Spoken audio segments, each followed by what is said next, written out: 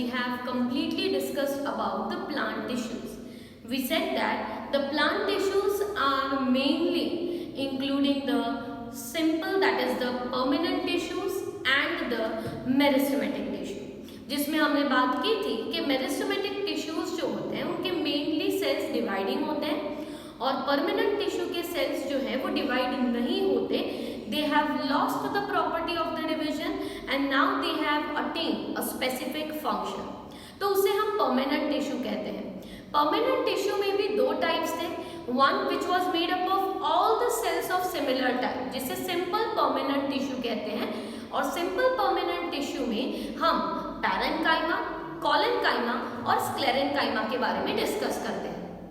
When we talk about the complex tissues, तो complex tissues में mainly हमारे conducting tissues आते हैं प्लांट्स में and that is vascular bundles, जिसमें इंक्लूड होते हैं जाइलम और फ्लोएम.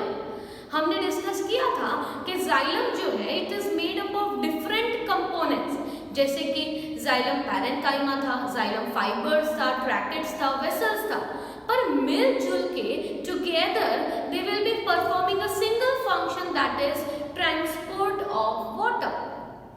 तो सेल्स अलग अलग हो सकते हैं, पर जब ये सेल्स साथ में हो तो साथ में ये एक कॉमन फंक्शन परफॉर्म करते हैं, तब उन्हें कॉम्प्लेक्स टिश्यूज कहते हैं. Same way another example of complex tissue was phloem, जो फूड के ट्रांसपोर्ट में हेल्प करता है, which is prepared in the leaves and it is transported to different storage organs. Right, तो हमने जाइलम और फ्लोएम मतलब कॉम्प्लेक्स टिश्यूज के बारे में प्रीवियस लेक्चर में डिस्कस कर लिया था. Now we are moving on to the next topic, which is the second half of your chapter. The whole chapter of tissues is divided into two halves. पहले half में हम सारे plant tissue के बारे में पढ़ते हैं और second half of the chapter is different types of animal tissues. So today we are going to begin with the introduction to the animal tissues.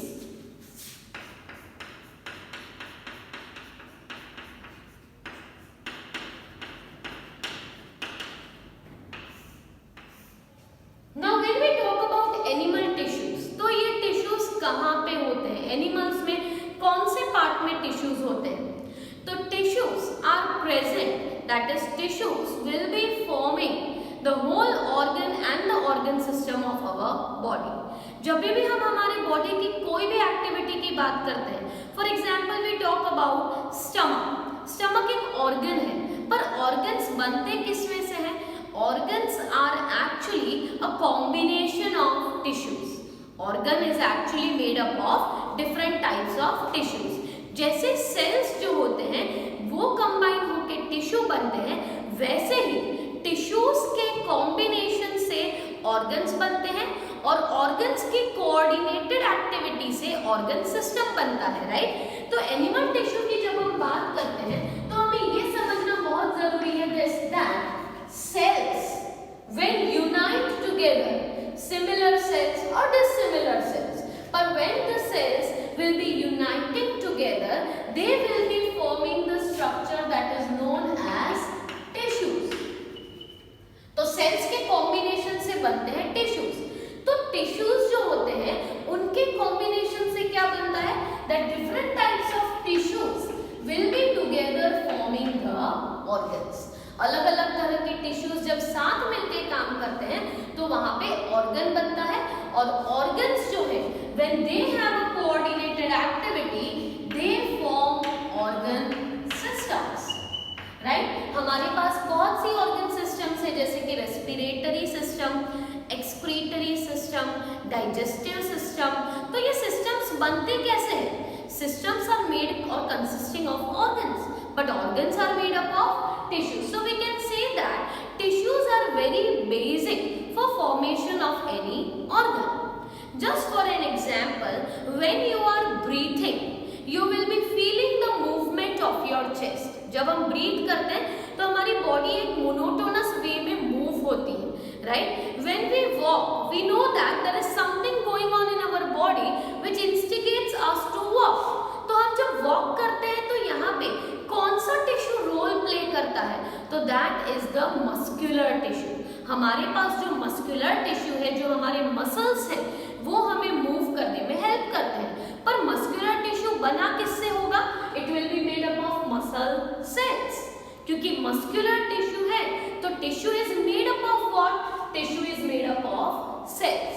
So just we are mentioning one example over here that when we breathe, we observe the movement of our chest. तो यहाँ पे कौन role play कर रहा होगा? The respiratory system, right? तो respiratory system is made up of what? Respiratory organs, जिसमें lungs आता है, trachea आता है, right? Nose आता है, बस organs किससे बने हैं? Tissues से. तो ultimately tissues are made up of what? Cells. So role is being played by the cells, but cells have combined to form different tissues. So for example, here the muscle cells play an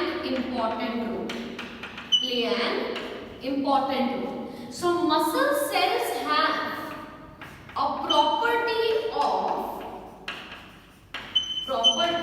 of contraction and relaxation. Muscle cells के पास कैसी property है? Contraction की property और relaxation की property. क्या कहना चाह रहे हैं? देखिए, जब हम ब्रीथ करते हैं तो हमारा चेस्ट का एक अपवर्ड और इनवर्ड मूवमेंट होता है. चलो ब्रीथिंग छोड़ दीजिए, वॉकिंग की बात करें तो वॉकिंग करते हैं तो हमारे हैंड के मसल्स और हमारे लेग के मसल्स बहुत इंपॉर्टेंट रोल प्ले करते हैं. तो लेग के जो मसल्स हैं that is what? A muscular tissue, and this muscular tissue is made up of muscle cell. तो मसल सेल्स का एक इंपॉर्टेंट प्रॉपर्टी है. क्या प्रॉपर्टी होता है मसल सेल्स के पास? तो muscle cells have a property of contraction and relaxation, right? When you are writing something your muscles are contracted, but when you again set your hand free your muscles have relaxed. तो ये contraction और relaxation function किसका होता है? ये function होता है muscle cell का. So this is a muscular tissue, right? चलो another example ले लेते हैं that we inhale oxygen. Now oxygen inhale किया, ये जाता कहाँ पे? हमने air inhale किया, right? air में oxygen है तो ऑक्सीजन कहाँ पे जाता है? तो when we inhale air or when we inhale oxygen, it is going to reach the lungs. कहाँ पे पहुंचेगा ये ऑक्सीजन? लंग्स तक पहुंच जाएगा. अब लंग्स में जाके ये ऑक्सीजन क्या करेगा? लंग्स में थोड़ी ये ऑक्सीजन बैठा रहेगा. No, from lungs this oxygen is going to diffuse in the blood. So oxygen here there is diffusion of oxygen from lungs to the blood capillaries, right? क्या हो रहा है? हमने ऑक्सीजन इनहेल किया है, अभी ऑक्सीजन हमारे लंग्स तक पहुंच गया. अब लंग्स में पहुंच जाने के बाद ये ऑक्सीजन लंग्स में ही थोड़ी रहेगा. नहीं, ये ऑक्सीजन लंग से बाहर डिफ्यूज होगा किसमें? In the blood capillaries. कहाँ पे डिफ्यूज होगा? Blood capillaries. और ब्लड कैपिलरीज में क्या होता है? ब्लड. तो हमने जो ऑक्सीजन लिया है वो अल्टीमेटली किस में चला गया? ब्लड में चला गया. And therefore the O2 reaches to different parts of body by our blood. तो हमारा जो ब्लड है उसमें ये जो ऑक्सीजन आ चुका है, अब ब्लड क्या करेगा? Blood will be carrying the oxygen. The blood will be carrying the oxygen and transporting it to what? Transporting it to different parts of the body, right? तो डिफरेंट पार्ट्स में oxygen move जा रहा है. अब अलग अलग parts को या अलग अलग सेल्स को ऑक्सीजन की क्या जरूरत है? So the oxygen, this oxygen is utilized by the cells for oxidation of of the food or the oxidation of the food। और ये फंक्शन कौन करता है? Organelle known as mitochondria. समझिए, हमने ऑक्सीजन इनहेल किया, वो लंग्स में गया, लंग्स से ये ऑक्सीजन डिफ्यूज होके कहाँ पे जाता है? ब्लड कैपिलरी में जाता है, जहाँ पे ब्लड है, मतलब हमारा ऑक्सीजन जा रहा है कहाँ पे? ब्लड में। ब्लड इस ऑक्सीजन को हर एक पार्ट तक पहुंचा रहा है, हर एक सेल तक पहुंचा रहा है। अब हर एक सेल में ऑक्सीजन पहुंच गया, हर एक सेल में ऑक्सीजन क्या कर रहा है? So oxygen is useful for which process? Oxidation of the food. Food जो हमने खाया है वो भी ट्रांसपोर्ट किससे होता है? ब्लड से ही होता है। तो फूड जो है that gets oxidised in the different cells through which organelle? Through mitochondria, and that is very essential for the release of energy. So who is over here for transporting oxygen and food? Who is transporting it? Blood. So blood is an essential tissue which will be carrying the oxygen and the nutrients to different cells of the body. Just like muscle has a role in contraction and relaxation, blood has a role in transportation, right? तो इसका मतलब ये होता है कि जितनी जरूरत हमें मसल सेल की है उतनी ही जरूरत हमें ब्लड सेल्स की भी है, जो ट्रांसपोर्ट करने में हेल्प करते हैं, right? So here blood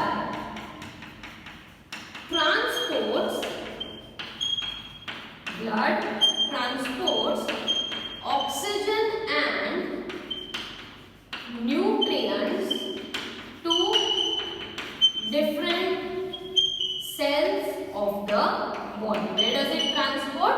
oxygen को ट्रांसपोर्ट करता है और साथ साथ में न्यूट्रिएंट्स को भी ट्रांसपोर्ट करता है to the different cells of the body. So here muscle cell, blood cells और यू कैन से ब्लड। तो ब्लड क्या हुआ? ब्लड है एक connective tissue, therefore blood is a fluid connective tissue. So in this way, just like we have blood which is the tissue, we have muscles which is a muscular tissue. तो हम ये बात कर सकते हैं कि हमारी बॉडी में ऐसे मेन 4 टिश्यूज होते हैं। So we can consider that there are 4 major tissues. Animals में 4 major tissues होते हैं। The first one that is known as epithelial tissue. सबसे पहले आता है epithelial tissue. The second type of tissue is the muscular tissue. Epithelial tissue and muscular tissue. The third type of tissue that is present is the connective tissue. And lastly we have nervous tissue. So animals or we can say humans, everyone is having 4 basic type of tissues. जब हम बात करते हैं कोई भी organ की, right, जैसे कि हमने स्टमक की बात की, तो stomach is not just made up of 1 type of tissue. Stomach जो है उसका covering, the outer most covering of stomach is what? Epithelial tissue. Stomach क्या करता है? फूड को मिक्स करता है, ग्राइंड करता है, तो वहां पे क्या प्रेजेंट है? मस्कुलर टिश्यू जो मूवमेंट करेगा स्टमक की। कनेक्टिव टिश्यू, स्टमक में भी ब्लड वेसल्स प्रेजेंट होती है, ब्लड कैपिलरीज प्रेजेंट होती है जो स्टमक के सेल्स को ऑक्सीजन और न्यूट्रिएंट्स प्रोवाइड करेगी, क्योंकि सेल है तो ऑक्सीजन चाहिए, न्यूट्रिएंट्स चाहिए। तो स्टमक के सेल्स को ऑक्सीजन पहुंचाने का काम कौन करता है? ब्लड। तो कनेक्टिव टिश्यू आ गया। नर्वस टिश्यू, स्टमक को कौन इंस्टिगेट करेगा कि now it is the time to release the HCl, digest the food, release the enzymes, तो उसे गवर्न करने के लिए कौन सा टिश्यू होता है? नर्वस। मतलब हम बात जब ऑर्गन की करते हैं तो ऑर्गन में अलग अलग तरह के टिश्यूज, मतलब ये चारों टिश्यूज जो है वो प्रेजेंट होते हैं और तब जाके एक ऑर्गन बनता है। So organs are made up of different types of tissues.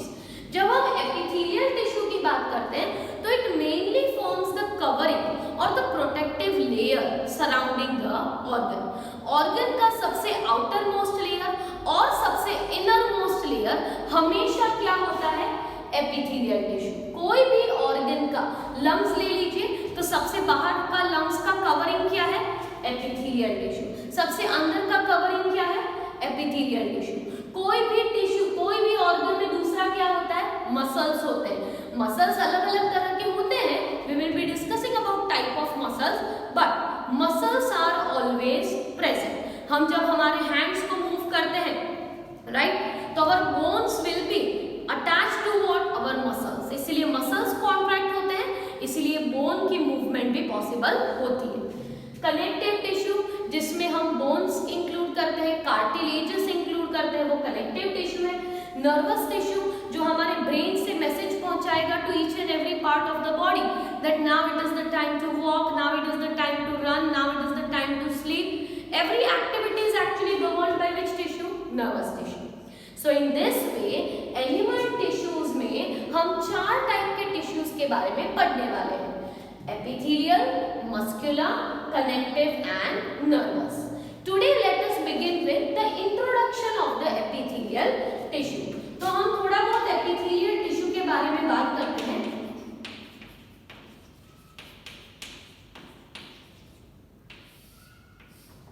Now epithelial tissue, epi is upon, thelial is a layer, so it will be always present as the protective covering of the organs, right?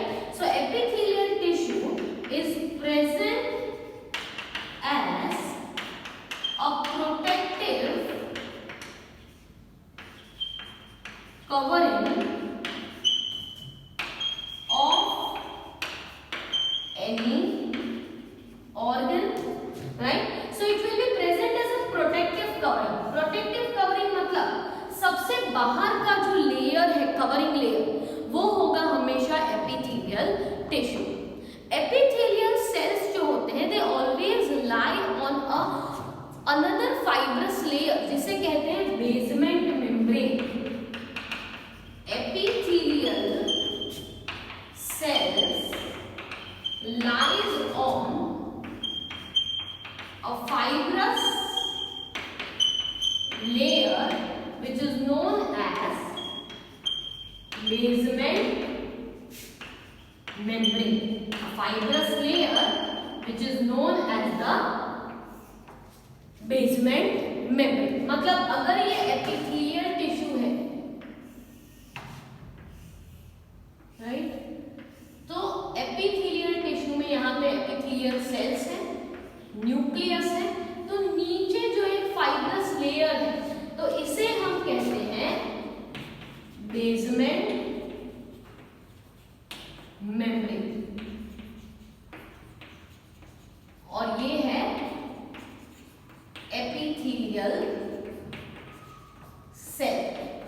So epithelial cell lies on a basement membrane, right. तो epithelial tissue जो है it will be also present as a covering of the inner lining of the cavities. It is also present in the lining of body cavities or organ. जैसे कि हमारी body में ये salivary gland है, right, तो salivary gland से mouth तक एक ट्यूब लाइक स्ट्रक्चर आता है जिसे कहते हैं डक्ट। तो डक्ट की कवरिंग जो है, अगर छोटा सा डक्ट है, राइट, वो सलाइवरी ग्लैंड से आपके माउथ तक आ रहा है, तो डक्ट जो है उसकी भी लाइनिंग क्या है, एपिथेलियल टिश्यू। कोई भी डक्ट होती है तो उसमें भी लाइनिंग में एपिथेलियल, मतलब जरूरी नहीं है कि सिर्फ ऑर्गन का बाहर का covering. Inner lining of an organ, inner lining of a cavity is also what, epithelial tissue. मतलब बाहर से कवर तो करता ही है पर अंदर से भी कवर करता है। Epithelial tissue are present, they are present in the first region, हम बोल सकते हैं स्किन। हमारी जो स्किन है उसका कवरिंग, ये जो आउटर मोस्ट लेयर है वो क्या है, एपिथेलियल टिश्यू है। स्किन के अलावा we can say that lining और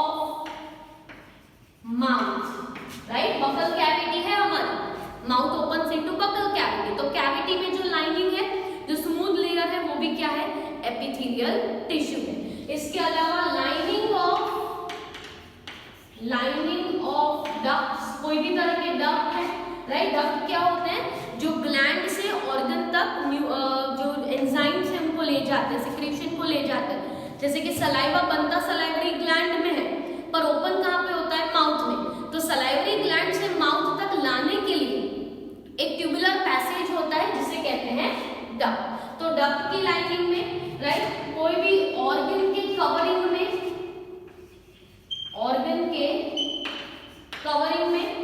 लाइनिंग ऑफ एल्वियोलाई, हमारे एल्वियोलाई जो होते हैं वो लंग्स में प्रेजेंट होते हैं, जो गैसेस एक्सचेंज का काम करते हैं, राइट। वो जो CO2 को ट्रांसपोर्ट करने का काम किसका होता है, एक्सचेंज करने का काम एल्वियोलाई का होता है। तो इन सब जगह पे, at all these places, what is present, epithelial tissue. Epithelial tissue के सेल्स जो होते हैं वो बहुत ही करीब लोकेटेड होते हैं। So the cells are located very close to each other. Cells are located very close to each other. एक दूसरे से बहुत ही पास लोकेटेड होते हैं, and therefore very less or no intercellular spaces. Cells इतने नजदीक लोकेटेड हैं कि इनके बीच में इंटरसेल्यूलर स्पेस, मतलब दो सेल के बीच में कोई जगह होती नहीं है। There is no intercellular spaces present in the epithelial cells because cells are very closely linked with each other, right. I hope you are able to understand with the epithelial tissue. There is lot more to discuss in epithelial tissue. We have to still discuss about The types of epithelial tissue। हमें epithelial tissue के types के बारे में बात करनी है, right? जैसे कि squamous epithelial tissue, cuboidal epithelial tissue, columnar epithelial tissue। तो हम ये सारे tissues, epithelial tissue के types के बारे में next lecture में further continue करेंगे। अभी तक के लिए याद रखना कि epithelial tissue जो है it is the protective covering of any organ। Epithelial tissue हमेशा एक बेसमेंट मेम्ब्रेन पे होता है। एपिथेलियल टिश्यू जो है it is present even in the lining of the body cavity of any organ. It is present in skin, buccal cavity की lining में, lining of any duct, organ की covering में, और लाइनिंग ऑफ एल्वियोलाई। हर जगह पे epithelial tissue है। और sales जो होते हैं they are located very close to each other. Cells एक दूसरे के बहुत ही पास में होते हैं, इसलिए इनके बीच में कोई इंटरसेल्यूलर स्पेसेस नहीं होते। अगर कोई सब्सटेंस को एक तरफ से दूसरी तरफ क्रॉस करना है, then they will have to cross the epithelial cells, right. Only then they will be able to enter inside the cell और exit outside the organ or the body. So that is also we need to understand about the epithelial tissue. We will be discussing types of epithelial tissue in the next lecture.